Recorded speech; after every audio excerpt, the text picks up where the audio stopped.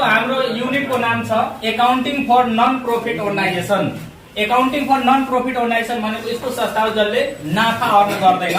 त्यो भन्दा पहिला हामीले के बुझ्नु पर्यो भने कस्ता संस्थाहरू प्रॉफिट मोटिभ हुन्छ है। त त्यसको बारेमा पहिला हामी हेरौं। यसको डेफिनिसन के हुन्छ? The concern establish with the aim of earning profit भने जुन संस्थाको मेन एम नै के हुन्छ? प्रॉफिट मोटिभ हुन्छ भने त्यस्तो संस्थालाई हामी भन्छौं प्रॉफिट मोटिभ अर्गनाइजेसन। प्रॉफिट जसले अर्न गर्छ नाफा, लाइक सोल ट्रेडिङ, पार्टनरशिप र जोइन्ट स्टक कम्पनी भनेको के हो भने प्रॉफिट मोटिभ अर्गनाइजेसन हो। तर हाम्रो आजको टपिक के छ भने नन प्रॉफिट अर्गनाइजेसन। त जुन हामी पढिसक्यो 11 मा धेरै टपिकहरु, जर्नल लेजर, ट्रायल ब्यालेन्स हैन, फाइनल अकाउन्ट, त्यस्ता भनेको त्यो सब स्टेटमेन्ट भनेको प्रॉफिट मोटिभ अर्गनाइजेसनको थियो। र यो भित्र हामी यस्तै sole trading, partnership, joint stock कम्पनीहरुले कसरी हिसाब राख्छ त्यो हामी गर्यौ। त आजको हाम्रो मेन टपिक भनेको नन प्रॉफिट हो। अब नन प्रॉफिट अर्गनाइजेसन भनेको कस्तो हो भने त्यो हेरौं। अब हेरौँ यहाँ, the concern organisation established with the main aim of providing service भने यो नन प्रॉफिट अर्गनाइजेसनको मेन अब्जेक्टिभ हुन्छ कि सर्भिस दिने, प्रोभाइड के गर्ने? सर्भिस दिने। यसको मेन एम भनेको प्रॉफिट हुँदैन है। नम्बर 1 यसको मेन अब्जेक्टिभ के हुन्छ? सर्भिस दिने। Is called NPO, non profit organisation like. अब यस भित्र कस्ता संस्थाहरू पर्छ? एनओपी भित्र कस्ता संस्थाहरू पर्छ? त लाइक क्लब्सहरू भयो हैन, त्यसपछि गभर्नमेन्ट स्कुलहरू भयो, अर्को भनेको हस्पिटलहरू भयो। तब यस्ता क्लबहरुमा, गभर्नमेन्ट स्कुलहरुमा पनि त के हुन्छ? फाइनान्शियल ट्रान्ज्याक्सनहरू हुन्छ हो, आम्दानी हुन्छ, विभिन्न सोर्सबाट खर्च हुन्छ भने त्यसलाई मेन्टेन गर्नको लागि के गरिन्छ भने हामी विभिन्न स्टेटमेन्टहरू यहाँ पनि बनाउनु पर्ने भएको हुन्छ। यसरी भने नन प्रॉफिट अर्गनाइजेसन भित्र के हुन्छ भने हामी मेनली अब 3 किसिमको स्टेटमेन्टहरू बनाउँछौं। त्यो भने हामी यहाँ राखेका छौं। 1 नम्बरमा हामी के गर्छौं भने रिसिप्ट एन्ड पेमेन्ट एकाउन्ट हामी 1 नम्बरमा बनाउँछौं। अर्को भनेको इन्कम एन्ड एक्सपेन्डिचर एकाउन्ट बनाउँछौं र त्यसपछि हामी ब्यालेन्स सिट बनाउँछौं। अब यो अर्गनाइजेसनलाई हामीले के गरेका छौं भने 2 भागमा बाँडेका छौं। अब सुरुमा छ प्रॉफिट मेकिङ, जुन हामी यहाँ डेफिनिसन हेरिसक्यो। प्रॉफिट मेकिङको डेफिनिसन हामीले यहाँ हेरिसक्यो भने यो भित्र प्रॉफिट मेकिङको मेन पर्पस हुन्छ हाउ टु अर्न प्रॉफिट, कसरी हामी आफ्नो संस्थाको प्रॉफिट इन्क्रिज गर्ने। त यो भित्र यस्ता संस्थाहरू आउन सक्छ। जोइन्ट स्टक कम्पनी हो, यो कम्पनीको बारेमा हामी 12 क्लासमा अझै डिटेलमा डिस्कस गर्छौं। र अहिले हामी जुन पढेको युनिटहरुमा हो, सोल ट्रेडिङले कसरी हैन प्रॉफिट अर्न गर्छ, पार्टनरशिपले कसरी आफ्नो अकाउन्ट मेन्टेन गर्छ। त यो प्रॉफिट मेकिङको हैन केही फ्यु इक्जाम्पल भयो। अर्को भनेको आज हाम्रो जुन टपिक रहेको छ त्यसको सम इक्जाम्पल भनेको नन प्रॉफिट अर्गनाइजेसन भित्र गभर्नमेन्ट स्कुलहरु पर्छ, हस्पिटलहरु पर्छ। त यसरी हामी के गर्छौं भने अर्गनाइजेसनलाई 2 पार्टमा बाँड्छौं।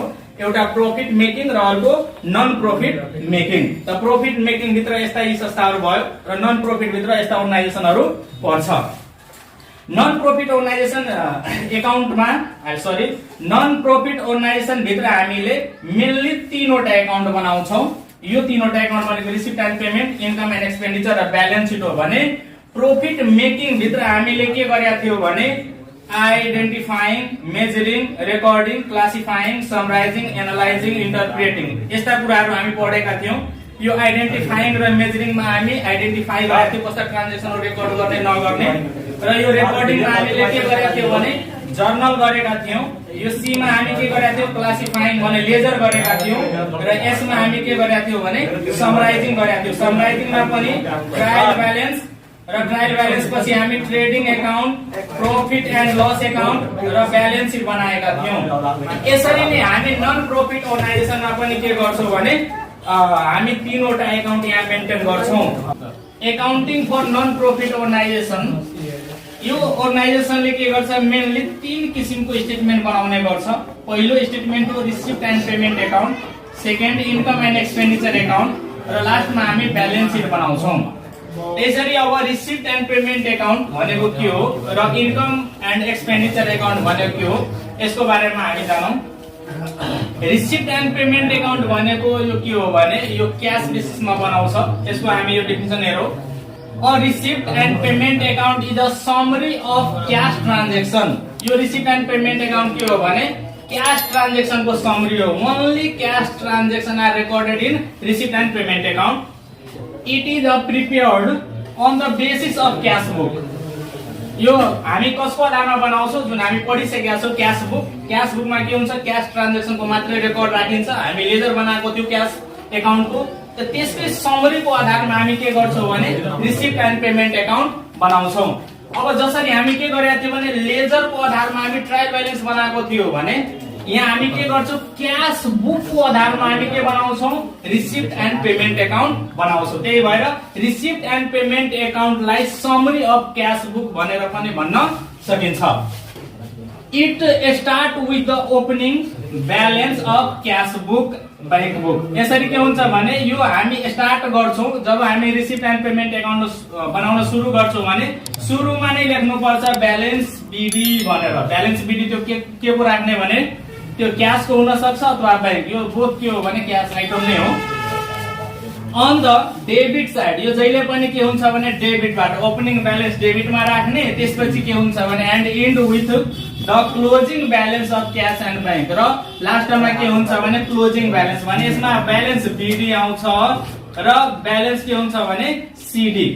यसरी बीडी बाट सुरु हुन्छ र सीडी मा के हुन्छ? इन्ड हुन्छ भने all cash transaction are recorded in receipt and payment account. यसलाई हामी रियल एकाउन्टबाट ट्रिट गर्छौं। रियल एकाउन्टले के भन्छ भने व्हाट्स कम इन डेबिट, के आयो त्यसलाई डेबिट गर्छौं क्याशमा, र व्हाट्स गोज आउट क्रेडिट, के गयो त्यसलाई हामी के गर्छौं? क्रेडिट गर्छौं। त लाइक एज यो रियल एकाउन्ट भयो। सेम हामी के गर्छौं भने रियल एकाउन्टको आधारमा हामी यसलाई सेम त्यही रुलबाट ट्रिट गर्छौं। यो समरी अफ क्याश बुक हो।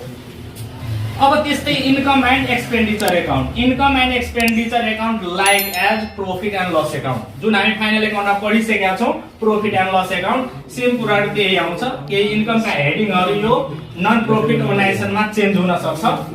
अब यसका हामी डेफिनिसन हेरौँ त के यसको बारेमा। The income and expenditure account is similar to profit and loss account. हेर यो सिमिलर के हो भने पीएल एकाउन्टसँग प्रॉफिट एन्ड लस एकाउन्टसँग सेम म्याच गर्छ। अब बिजनेस अर्गनाइजेसन, यो बिजनेस अर्गनाइजेसनको प्रॉफिट एन्ड लस एकाउन्ट जस्तै हो। इट इज प्रिपेयर, अब यो किन बनाउँछ भने it is prepare to determine the amount of surplus. Surplus भनेको यसमा यो के हो भने नन प्रॉफिट अर्गनाइजेसन भएकोले यसमा नेट प्रॉफिट र नेट लस यसमा निकालिदैन। यसभित्र के हुन्छ भने त्यसै कुरालाई हामी के भन्छौं भने प्रॉफिटलाई सरप्लस भन्छौं भने लसलाई हामी के भन्छौं? डेफिसिट भनेर हामी यहाँ इन्कम एन्ड एक्सपेन्डिचर एकाउन्टमा प्रेजेन्ट गर्छौं। या त क्वेशनमा सरप्लस आउँछ या त डेफिसिट आउँछ। Made during an accounting period of non profit organisation भने यो इन्कम एन्ड एक्सपेन्डिचर एकाउन्ट के गर्छ भने नन प्रॉफिट अर्गनाइजेसनले के गर्छ भने यो सरप्लस र डेफिसिट पत्ता लगाउनको लागि तयार गर्छ र यसलाई हामी नोमिनल एकाउन्टको आधारमा ट्रिट गर्छौं। नोमिनल एकाउन्टले के भन्छ भने all expenses and loss are debit, all income and gain are credit. यसरी तिमीहरुले रिसिप्ट एन्ड पेमेन्ट एकाउन्टका केही लिमिटेसनहरु अथवा यसका मेन अब्जेक्टिभहरु अथवा यसका फिचरहरु पनि बुझ्न सकिन्छ यहाँबाट। यो रिसिप्ट एन्ड पेमेन्ट एकाउन्ट के हुन्छ भने यो क्याश बेसिसमा तयार गरिन्छ। यो क्याश बेसिस भनेको नगदमा जुन कुराहरु आउँछ भने त्यसलाई एन्ट्री गर्छ, उधारोको कुराहरु अनि क्रेडिट ट्रान्जेक्सनको रेकर्ड गरिदैन। नम्बर 1।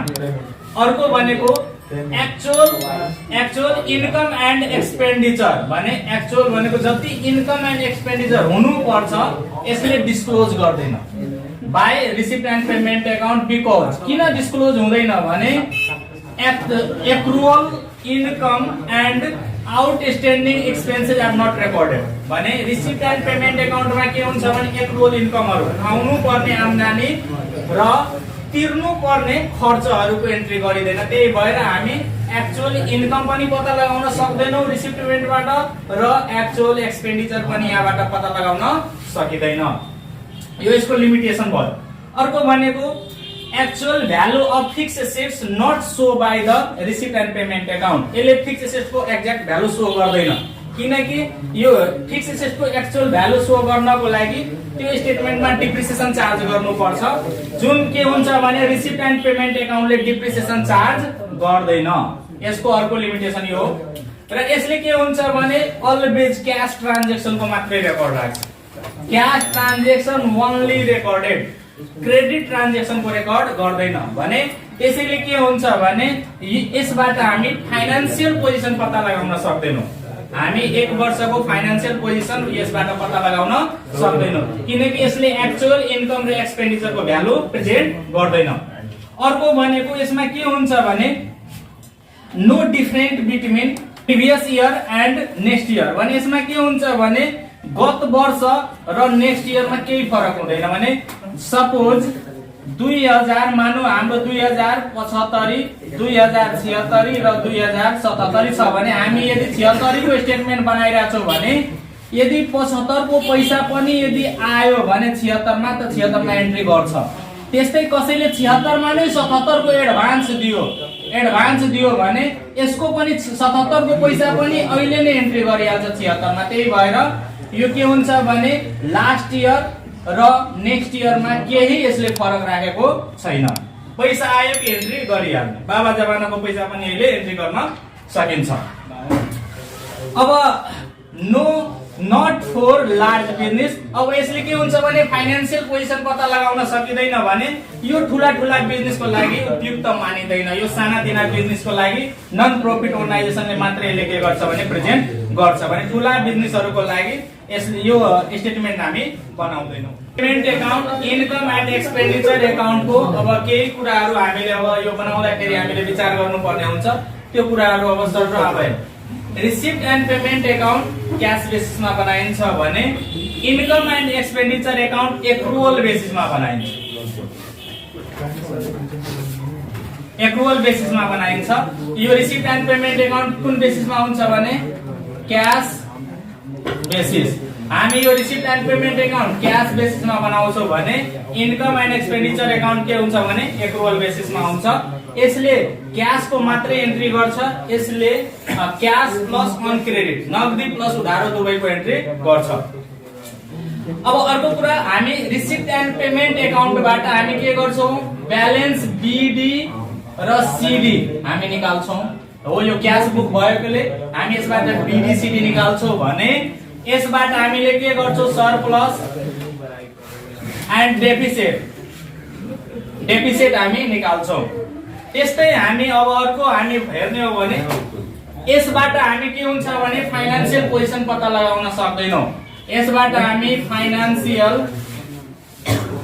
पोजिसन पत्ता लाग्दैन।